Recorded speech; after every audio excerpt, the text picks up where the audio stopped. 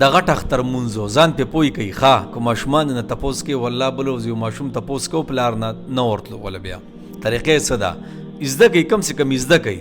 د غټ اختر مونځو ټول نه مخکې نیت دی نیت د زړه قصد ته ارادې ته وایي څه د کور را روان شو د غټ اختر مونځ را روان شي بس دغه ستا پوره ده دا ته نیت وکړو که بیا هم په خوله وې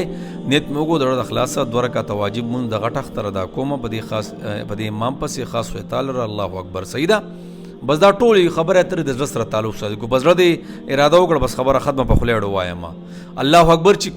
څنګه مولوی صاحب وی سبحانك اللهم وبحمدك وتبارك اسمك وتعالى جدك ولا اله غيرك سید خاموش پي بیا مولوی صاحب څه کوي الله اکبر 3 تکبیرات پکې نو الله اکبر غون له وګته وړي لاس په پرې دی یو شو بیا غوګله دی ګوته وړه 2 تکبیرات شو په دریم تکبیر بسکه لاس په پنامه وتړي پښتو کې چوي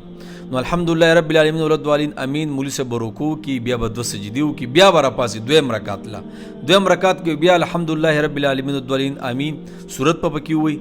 بیا به رکوع لنزي بیا به 3 تکبیرات په دې کې خلک بیا غلطيږي بیا به رکوع لنزي بیا به 3 تکبیرات بیا باسه کې الله اکبر لاس په چوت کې لاس په خکته کې یو شو الله اکبر 2 شو الله اکبر 3 شو او په څلورم بسکه بیا رکوع لبزي صحیح ده رکوع دی وکړه او بیا سجدي وکړي او بیا سکه بیا سلام وګرځو دا د غټ اختر څه ده د مونږ طریقه ده ښه وړو کې اختر غټ اختر یو شانتي مونږ دی او صرف د نیت فرق دی او نیت ماته واستوي چې د زړه کې دی وی کنه بس دا پوره کیږي ښه او چې امام پسې ودرېږي او زړه کې تا اراده کړې د کور ناراضي چې زه اختر مونږ کوم بس دا پوره دی